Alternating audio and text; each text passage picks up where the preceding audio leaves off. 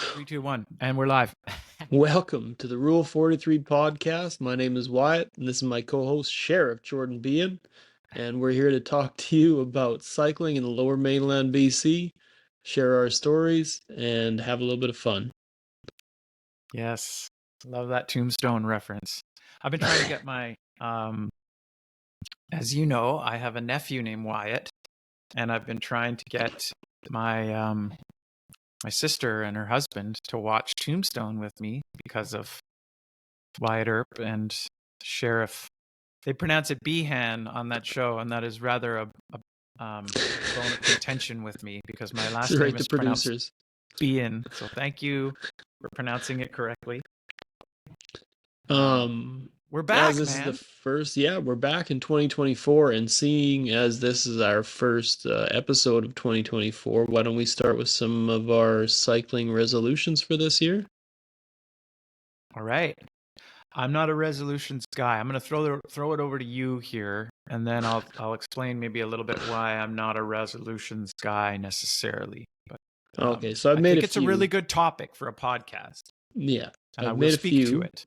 Okay. So, number one, I resolved to stop making cycling thirst traps. No more Okay. pictures of me on top of a climb. No more like I sitting cool on my bike. see. I will make no such promise. I'm. Yeah, I reserve the right. There you All go. right. I resolve to not slide into anybody's DMs on Strava. I will make no such promise. I wonder how big of a problem this has turned into. We could dedicate a whole episode to that. I thought about this. Rule 43 is in play. We'll put it that way. Hmm. I reserve the right to slide into somebody's DMs on Strava.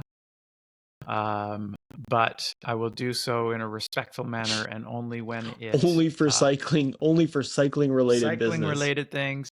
The joke is, of course, that Strava has become like a dating platform, or that the last place you need is another place for a creepy dude sliding into your DMs. Yeah, that I was gonna expand that resolution to be like, not gonna use Strava as a dating platform. And I guess I'm of two minds here. I don't know how well known this is, but I work in essentially sell software for a living. I have a marketing agency and I promote software. And I think the natural evolution of a tool like Strava is to add more social features like that. And I was thinking about this last night, even as I was brushing my teeth. What if we lived in a world where a club like ours could organize, communicate, etc., within the Strava platform, and we wouldn't need things like Slack and Discord and all these other things that we have? And so, like, my marketing brain or my software as a service brain thinks, obviously they're going to add these features. It's kind of almost weird that, like, if I wanted to communicate with you via Strava, I can only do it through comments. And so in that sense, it makes sense. But it also is like, yeah, I mean, it's a field day of memes The, and the natural evolution of every social platform is to turn it into a de facto dating site. right. Hey, I saw you on Yes. that group ride. Yeah. I mean, there's a line that you don't cross, I guess. And I mean, everybody that rides a bike figures they got the Riz anyway, hey?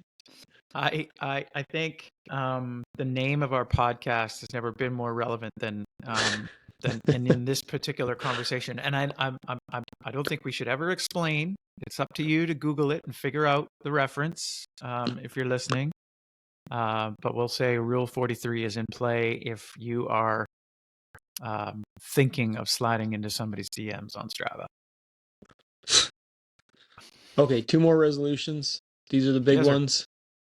You're gonna love these ones. I resolved to stop looking for a new bike. I will make no such promise. Yeah, I Why? figured as Why? much.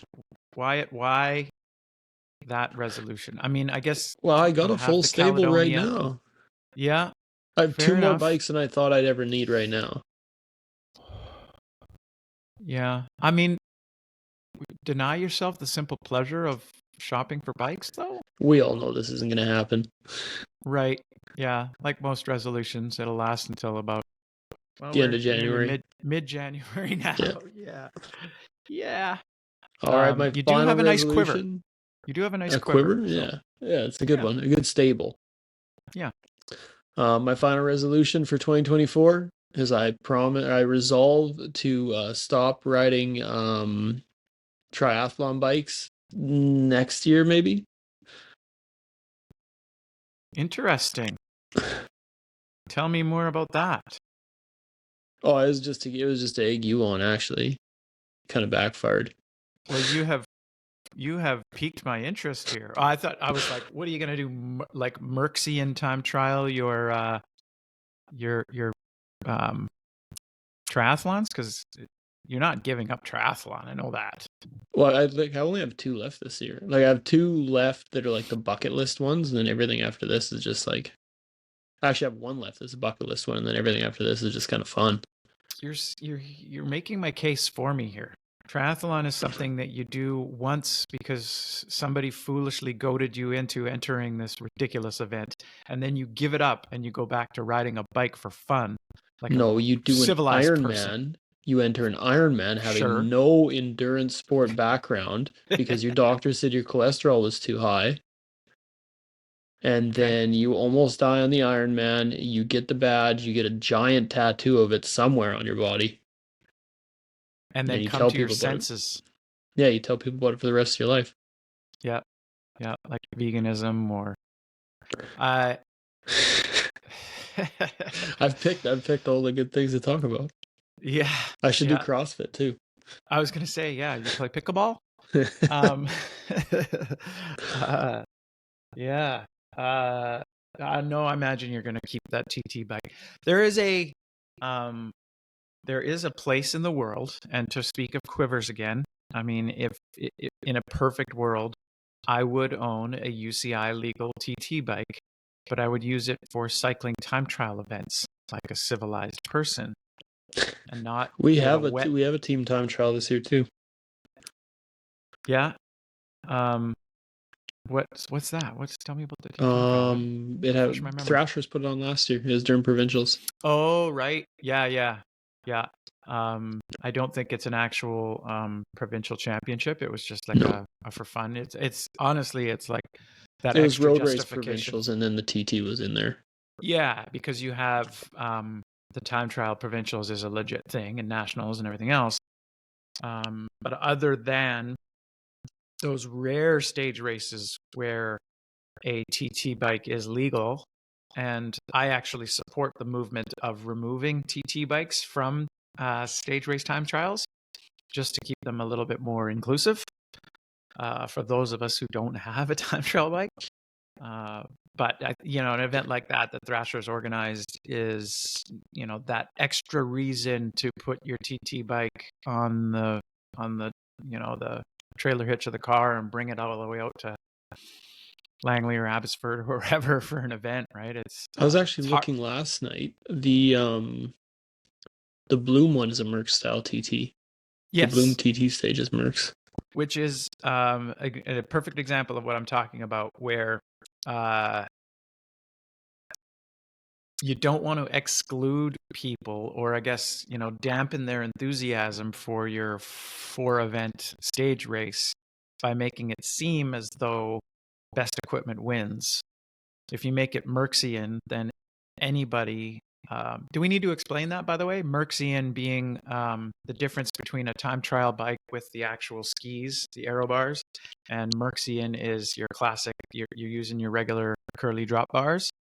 Uh, Is that that all there is? How far do they take that? That's about the extent of it. The backstory is that there are several world records in the time trial. There is who's the current record holder? Is it still Cabernerts or I'm a bad cycling fan. Well, okay. It was famously Bradley Wiggins for a while. I think Campenerts took 2 cracks at it and eventually broke it. There might be another.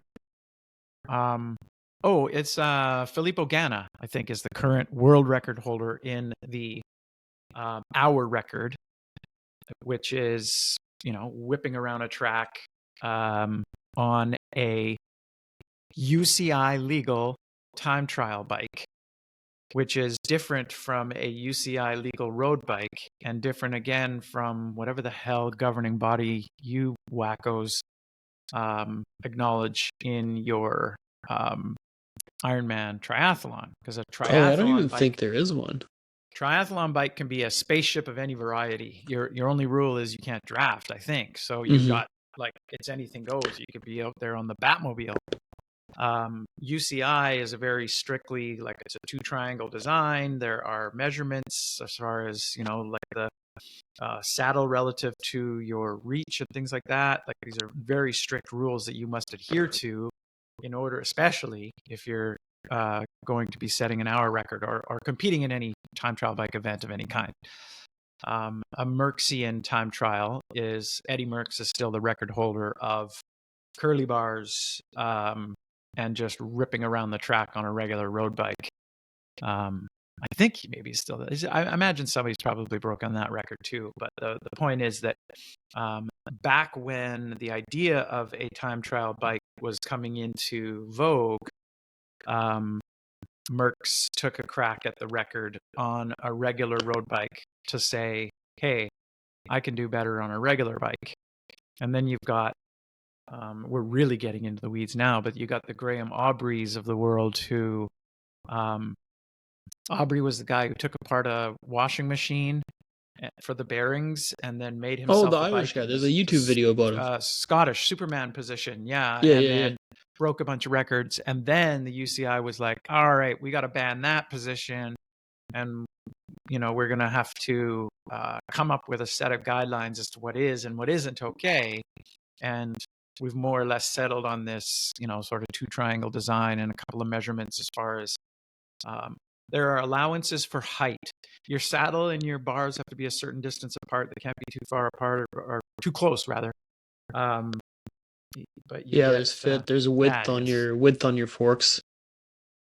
Yeah, a bunch right. of very All obscure of things these. that I didn't even know was a thing. It is a thing, and the UCI loves to measure stuff. Sock height. The latest one is the this is positively ridiculous, but the brake hoods. All the pros, or many of the pros, were tilting their brake hoods in for a more aerodynamic position. So you got like 38 centimeter bars, and you're tilting your brake hoods in. And I think of like Tadej Pogačar. He's definitely like really narrow on the bars, even when he's climbing. And now your brake hoods have to be straight on the bars, and they have these special UCI guides to make sure that your brake hoods are straight enough on your handlebars. That was a new one this year. That is like, I think we should devote our next episode to how many tricks are you using in the AG races to shave seconds. sure. Are you? Yeah. I'm crumpling my back number.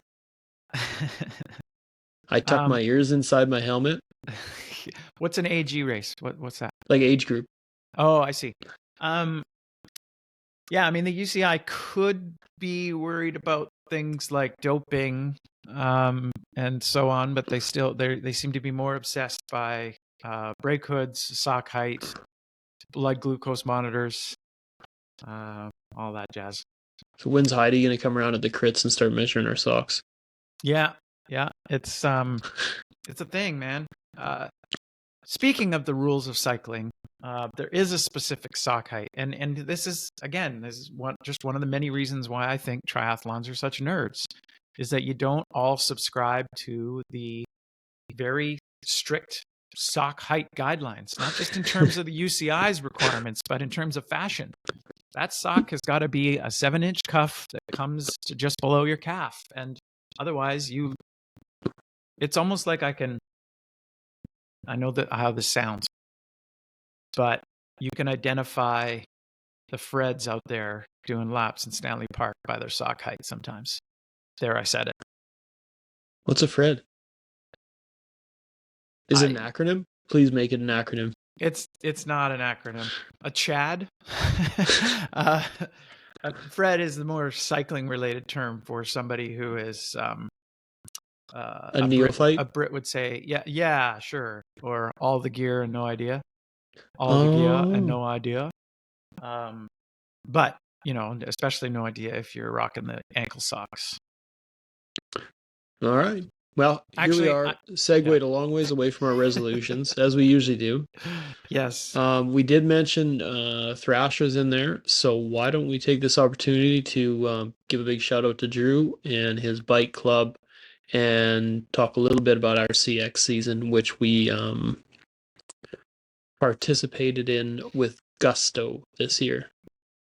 Yeah, that's a big discussion because I can take that in any direction. I suppose there's talking about the CX season, and then there's talking about Drew and Thrashers and United Velo and the organization side of things. So Let's it talk was a good season. It was a cyclocross first. well-stocked calendar, right? Like we had a lot of good races. Drew made it his goal to match the Cascades circuit and the Island circuit. Which was, I think, five local races. Was the goal. And we had more than that, didn't we? We had Well, there's Junkyard, provincials as well. Yeah. So Junkyard, Pumpkin, Vanier, and then I think Drew put on 4 of his own, right? At least 4. 3 including provincials. I want to say Coquitlam, Eagle Mountain, and provincials. I could. Oh, hang on. No, there was a third. There was a fourth that I did not attend. There was one race this year that I did not attend. It was another. Was it Coquitlam? Where was the other one? See, I didn't go, so I. Yeah, I can't remember where the other. Oh no, the Aldergrove.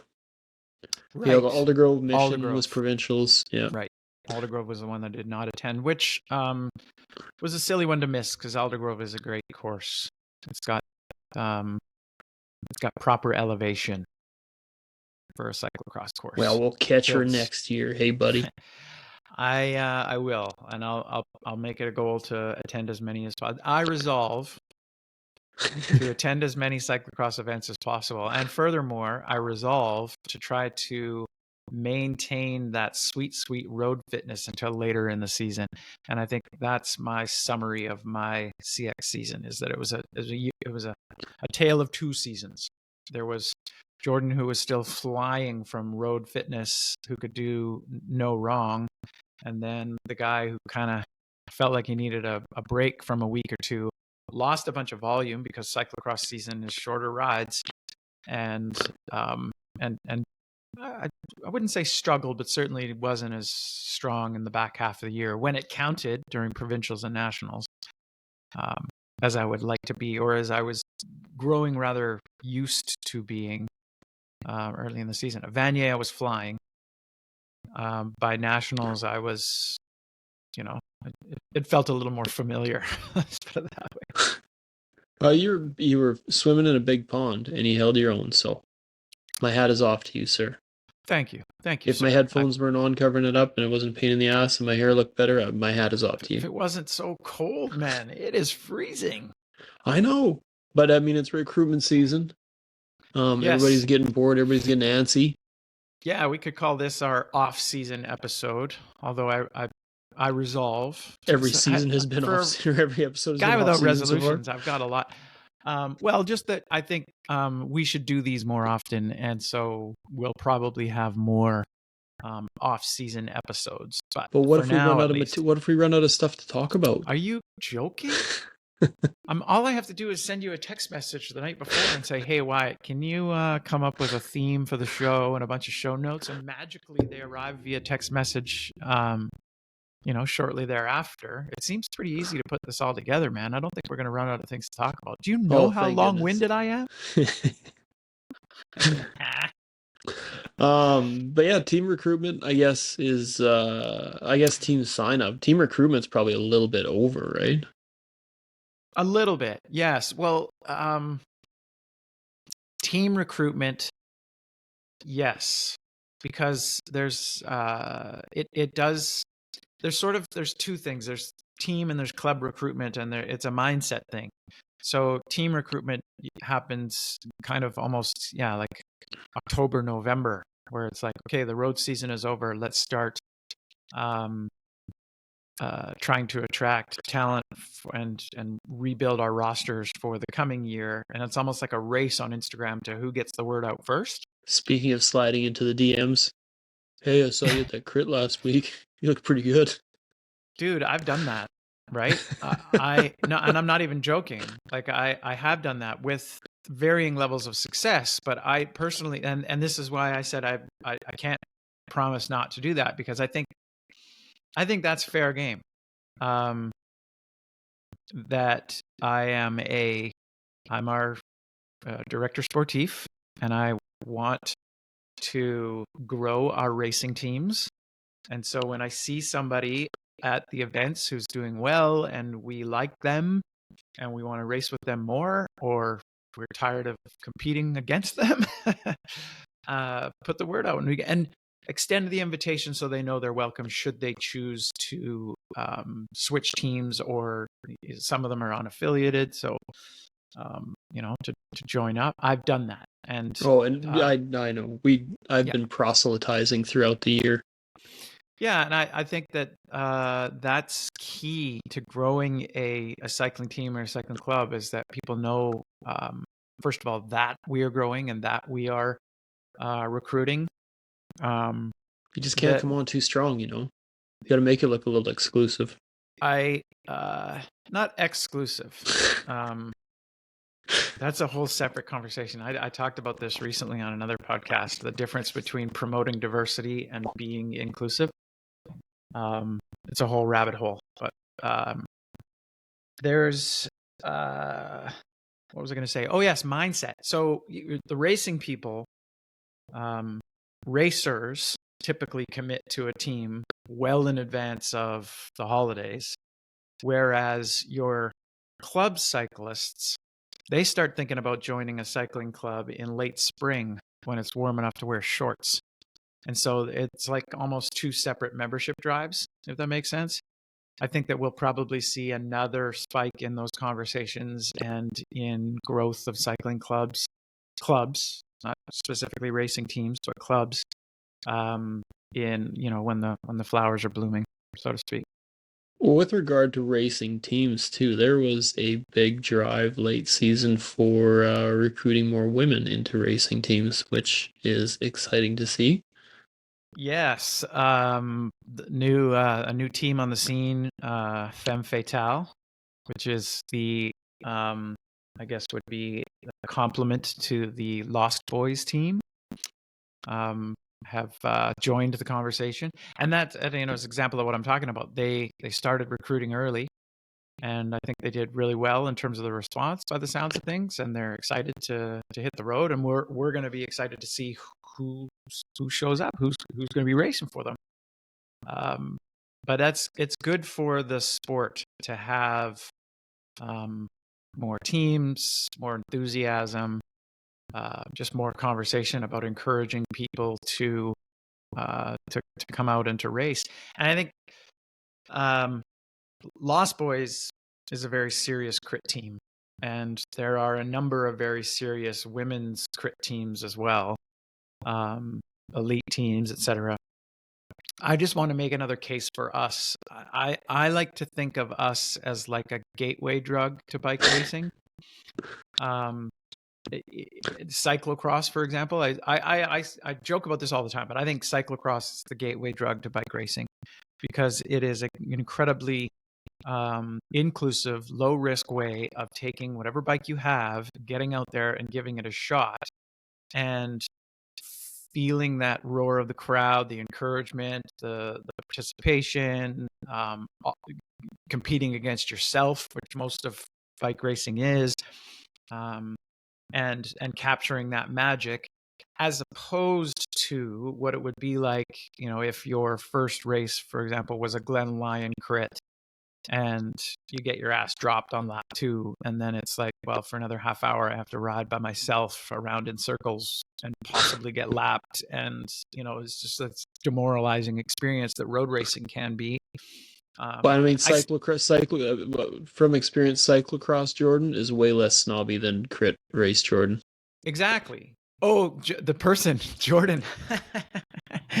I'm not snobby. I would I know. say I am I'm just busting your focused. chops. And it's fair because I accept and I your perspective here is your perspective. I'm just defending Your myself. perspective is valid. Yes. Well, Your feelings are valid. I can't tell you, yeah, how it is that I look to you, but certainly at the crits, um, I'm there. I love the social part of it, but I'm not nearly as social at a crit because I've got a race to compete in, and I am focused. So it's Jordan with like peak anxiety, nervous energy, who's like, hearing half of what's going on but otherwise has a job to do. Um, and some of that is like Jordan, the coach, or Jordan, like the DS, who's kind of looking after his team or whatever. But most of it is who's looking at the Illuminati rules and yes, sir, yeah. your socks, sir, your socks. I'm Oh wait, again. not That's Siri. looking out for my squad, right? Like Yeah, that's right. you, That's right. I you got to look appreciate the it. part, right? You got to look the Mm-hmm. part, and I'll say this: we look the part, right? Look fast, feel fast, buddy. How many photos were there of you and Patty on the start line, just looking like a magazine cover, right? I mean, that makes me proud. Whatever happens after the whistle is irrelevant. Actually, no. What happens after I the whistle is the relevant part. But I yeah, at know least we looked like we probably deserved to win. We did look if like we deserved to win. I think we probably had a couple bad breaks there, like faster people racing against us when they shouldn't have. bike racing is so damn hard, man.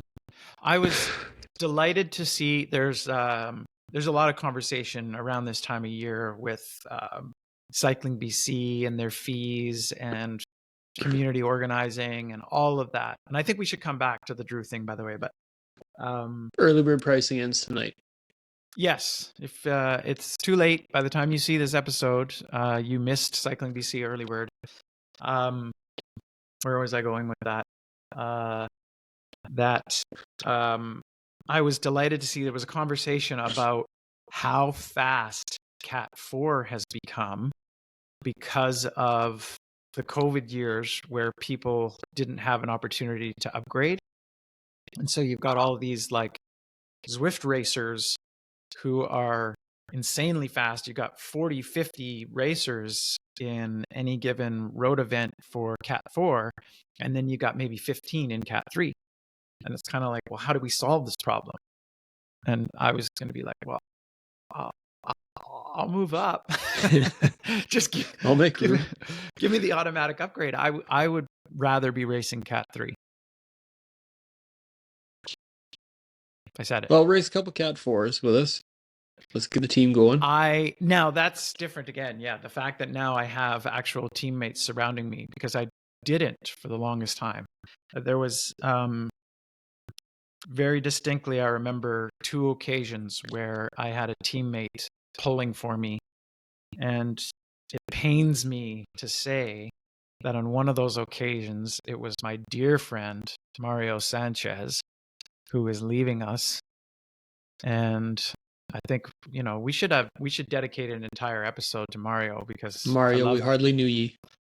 I feel like I did know him though. I've been on rides with Mario where I've opened up my heart to the guy because I've got a captive audience and a sensitive heart who will listen, and so Mario and I have bonded very closely over stuff like that, and I'm gonna miss him dearly.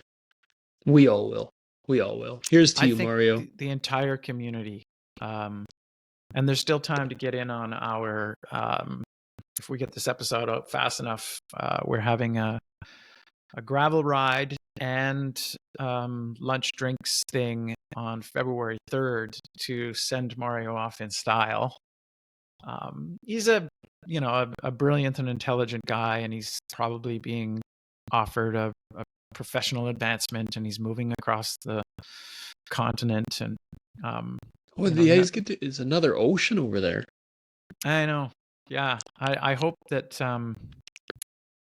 I think there's a cyclocross scene over there. They name tires after that area, so I think he's probably going to be okay. But, could you imagine the heckling at a cyclocross race outside Boston? In Boston?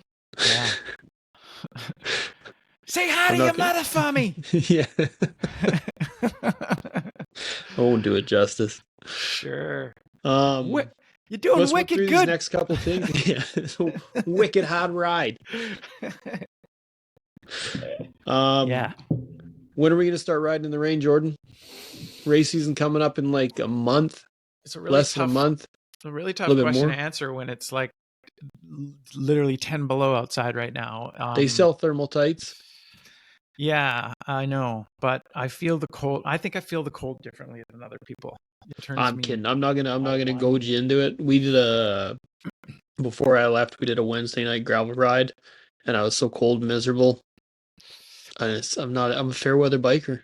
That's what Zwift is for, right? And that's the thing, is that there's no excuse anymore. There's always riding to be done and training that needs to be done, etc. But if you're not spinning those cranks, somebody else is spinning those cranks, and when you meet them, they're gonna suck it to you.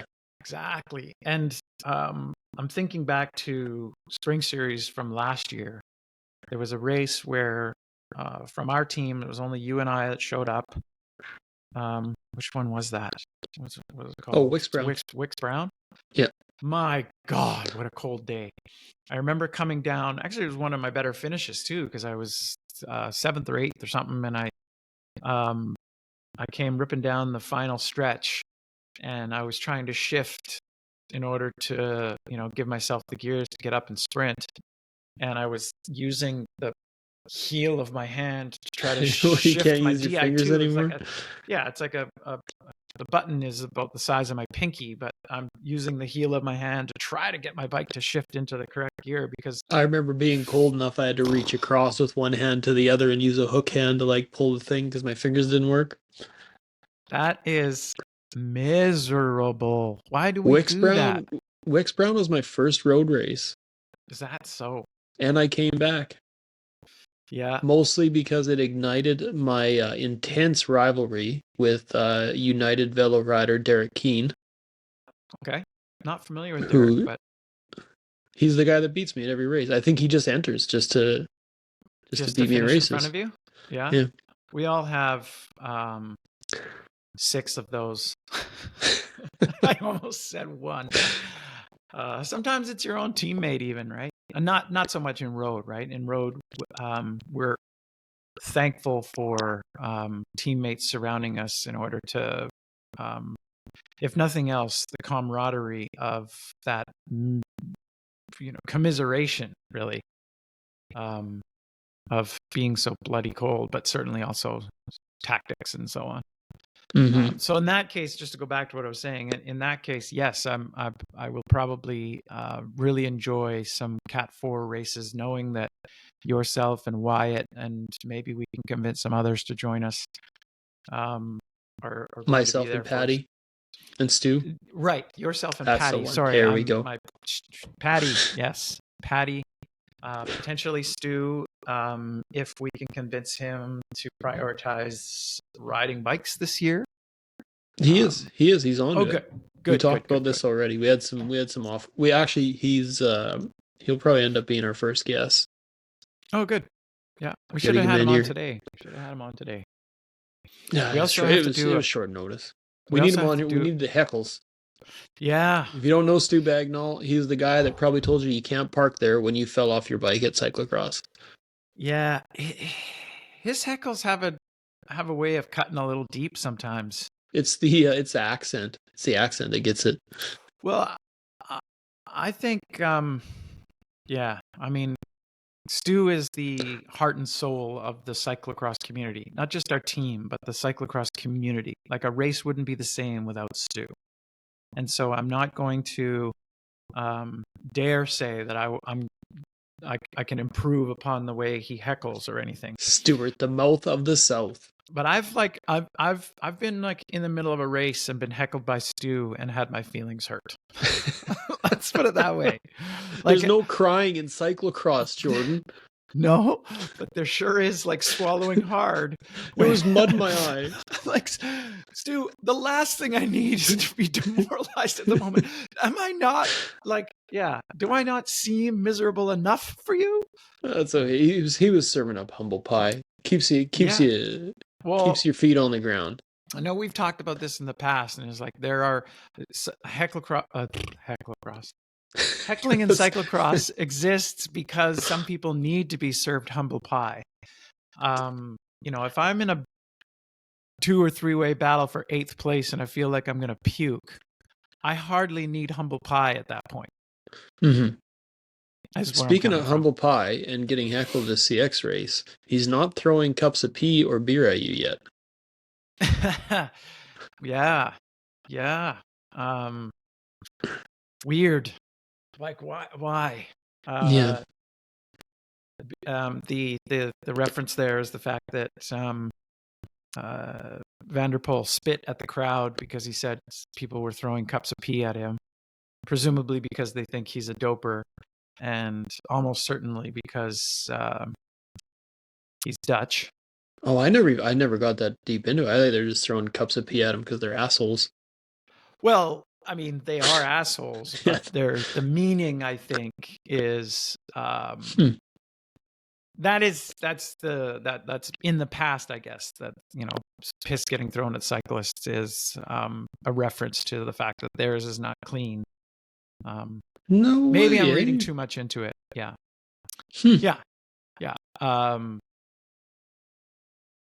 Maybe I am reading too much into it, but I mean, yeah, throwing piss on somebody at a bike race is there is like on no levels is that fair game heckle Matthew Vanderpool, but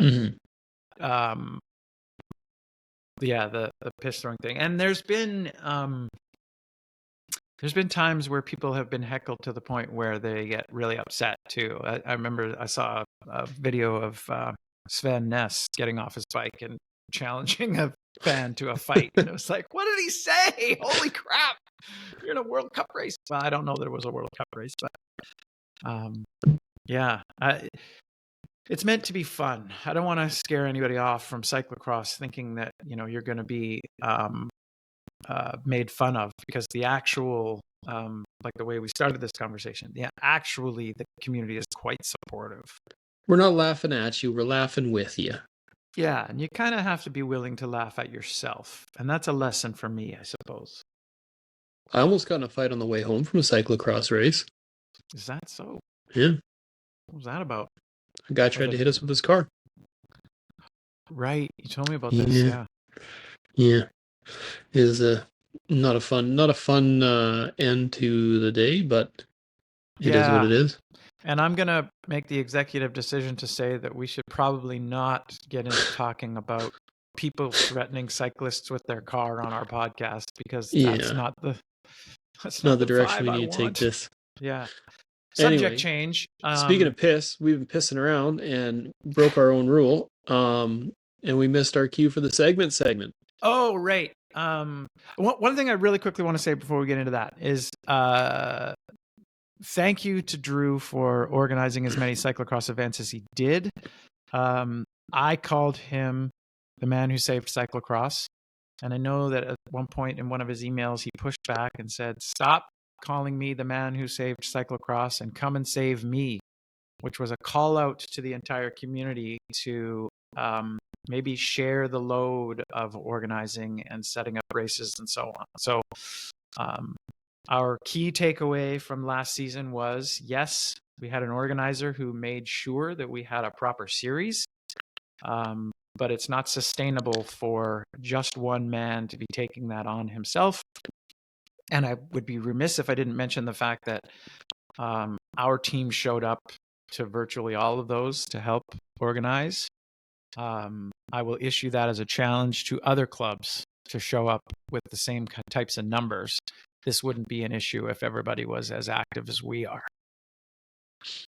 How's that? Shame.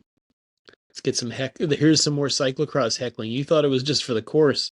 Expect that Bespoke is going to be issuing that challenge throughout the year too, right? If we've got 5 people, if 15 to 20% of our total membership is showing up to help dig holes for a cyclocross race, or to drive stakes, or pull tape, or whatever, we hope that will inspire others to do the same. We will challenge others to show up in numbers and to self-organize, which is what all of these events are, right? We have these bike race organizers who put up their capital and their time to make these things happen, but they cannot do it alone. And so doing it for the love of the game too. Exactly. Can't imagine Drew is for all of our love of the game, right? Yeah. I didn't see Drew show up in his Porsche truck. Nobody's making money from these things, and if they do make money from these things, all it gives them is a little bit more financial comfort to organize the next one, to put up the cash for the next one, the porta potties, the flaggers, all of that jazz. So get out and support your local bike race organizer so that we can keep doing this. Now, time for the segment. Which is going to be a recurring thing, right? We're going to do this every time. It's a recurring thing. So we put a feeler out on our Instagram channel to see if anybody had any segments they wanted to talk about, any segments that particularly kicked their ass or that they thought might be novel or good to throw on the show. And I think the first one we want to talk about, because it is pretty fun and pretty engaging, is the haunted go-kart track. Right. You're the expert on this one. So I don't know if it's actually haunted, but if you're on your way home from the Richmond crit, we call the Richmond crit, the number 5 road crit. Yep. And it's a full moon, and you're going up number 4, 6 something road. Should we be giving the exact location of this on a podcast? Is that okay? Does it make it less cool? Well, it's private property, isn't it? Yeah. No, it's haunted. That means it's fair game. That means it is. It's like, it's like a the episode of Scooby-Doo go-kart track. I would have gotten away with it too. If it wasn't for you meddling cyclists. Pulling to the go-kart track. It actually does look haunted, or if not haunted, at least like frequented by like satanic meth heads or hillbillies or something like that. There's all sorts of like weird, scary detritus around there. Urban legends abound. I heard they had to shut that course down because some kid got his head chopped off going around the hairpin corner. He's still out there looking for his head to this day. But there's an actual segment down there. How long does it take to do a lap? Who's got the KOM? I don't even have Strava on my thing anymore. I was totally you don't have to look it up live. Ruin this. If we were a professionally produced podcast, we would like superimpose it with graphics. We'll get that in post. Yeah. We'll get the B-roll. Somebody link it up. Franz Stuka has the you did pull it up. Yeah. No, I didn't pull it up. I just made that up. Franz Stuka is like an old Dutch guy that like did the Alps by himself on a bicycle or something. As Franz Stuka is. Yeah. Oh, okay. That's a reference I wasn't familiar with. The go-kart track is. Have you been there though? I have been. I've never actually ridden the course itself. I've certainly been past it and had it pointed from across. Might even have been you actually that pointed to it from number 5 road. No, it's not 5 road. It's not even. It's actually it's you got to go through that tunnel and then it's like a Mario legend to get there. Right. Yeah. It's not Sideaway Road. It's fully paved. Yeah. The pavement's in like good condition. It's got twists and turns. It's hair raising. It's exhilarating. Like the And Nuremberg, mini Nuremberg for bikes. yeah, it's just one of those things that like you show up and it's like somebody wants us to ride our bikes around this Well, and or potentially get murdered. there's one. What other responses did we get about Strava segments?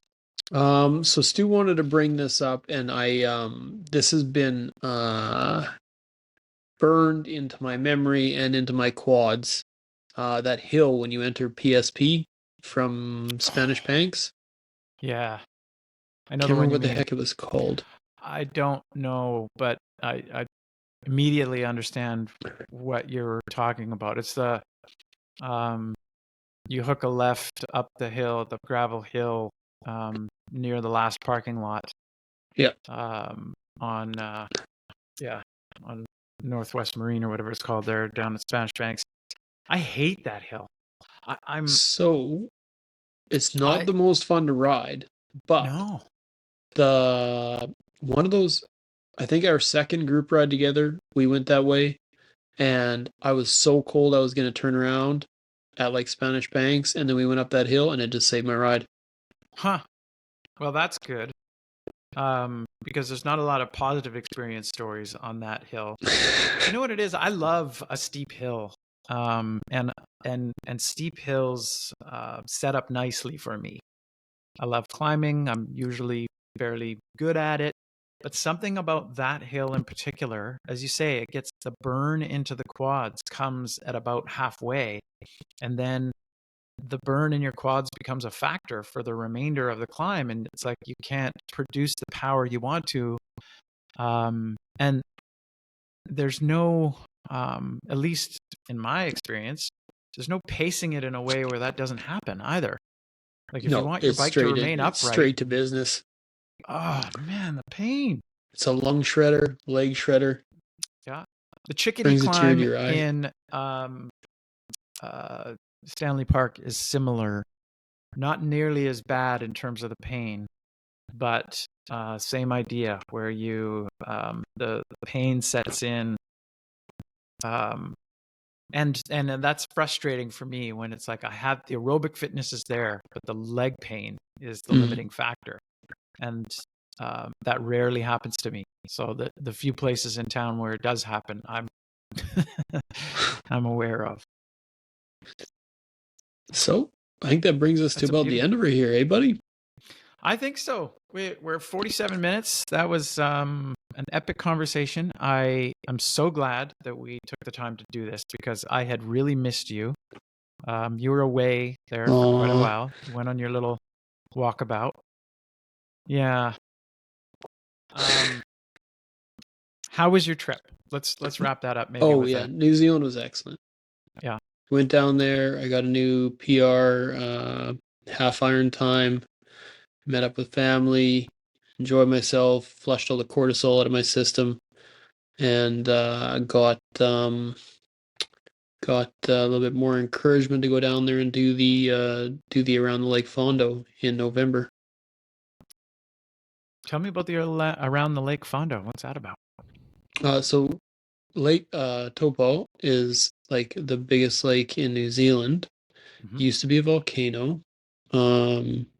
Now it's a lake, so you can tell how big that the boom was. And there's a around the lake challenge at the end of November, and it's 160K, and it's full loop of the lake. Amazing. It's an amazing road to ride Good on. distance. Yeah, good distance. 160-kilometer Fondo is just right. Mm-hmm. Mm-hmm. A little over 4 hours. Good climbs, great scenery, challenging, beautiful, and the venue's great. The people around there are great. It's an excellent venue for racing and endurance sports. Well, there you go. Lake Taupo. Is that what it's called? Yeah. You said it's the Around the Lake Challenge, I Around think. the Lake Challenge Fondo.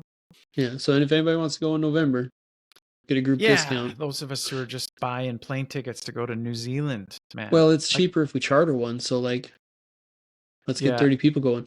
I thought that was I only just found that out about you a couple of months ago, where it's like I didn't realize that you are such a frequent traveler to New Zealand. Like it's like a second home for you, and I think that's wild, man. Yeah, that's a story for another episode because it's kind of long and Well, we can wrap it up then, and probably I'm actually going skiing this afternoon. I'm excited about that. Um, excited slash scared of how cold I might get. I'm worried already about how cold my fingers are going to be.